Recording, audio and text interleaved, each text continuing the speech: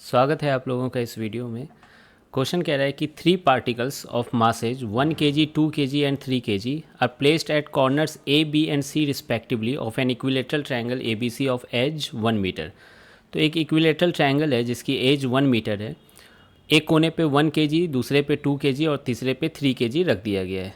तो लेट से मैं इस पॉइंट को ए नाम दे रहा हूँ, इस पॉइंट को बी नाम दे रहा हूँ और इस पॉइंट को सी नाम दे रहा हूँ। ठीक है, तो अब यहाँ पे सेंटर ऑफ मास लोकेट करना है, लेकिन उसके लिए आपको फॉर्मूला लगाने से पहले ओरिजिन आपको स्पेसिफाई करना होगा। ठीक है, अक्सर वैसे क्वेश्चन में कह देता है कि इसके रिस्पेक्ट में बताइए, लेकिन यहाँ नहीं बोला गया, तो मैं ए वाले को ओरिजिन ट्रीट कर रहा हूँ। तो इधर से एक्स एक्सिस बना रहा हूँ, इधर से वाई एक्सिस। तो इसकी कोऑर्डिनेट 0,0 हो जाएगी, इसकी 1,0 हो जाएगी। क्यों? ये 1 मीटर लेंथ है। अब ये सी पॉइंट का कोऑर्डिनेट निकालना है ना, ध्यान से। ठीक, तो ये इक्विलेटरल ट्रायंगल है, तो एंगल 60 डिग्री होगी, है ना। ये 1 है, तो ये वाली लेंथ 1 cos 60 हो जाएगी एक्स कोऑर्डिनेट, और ये वाई वाली कोऑर्डिनेट क्या हो जाएगी 1 sin 60।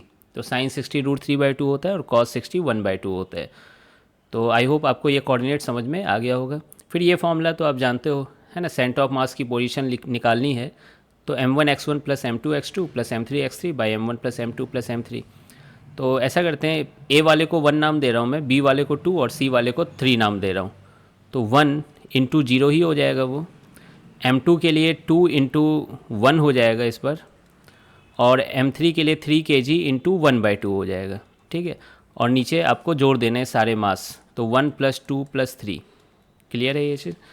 तो ये 2 हो गया, 2 + 3/2 कितना हो जाएगा 7/2, और नीचे 3 2 5 1 6, तो ये आ जाएगा आपका 7/12 मीटर, है ना। तो एक्स कोऑर्डिनेट की जो वैल्यू होगी वो 7/12 मीटर में हो जाएगी।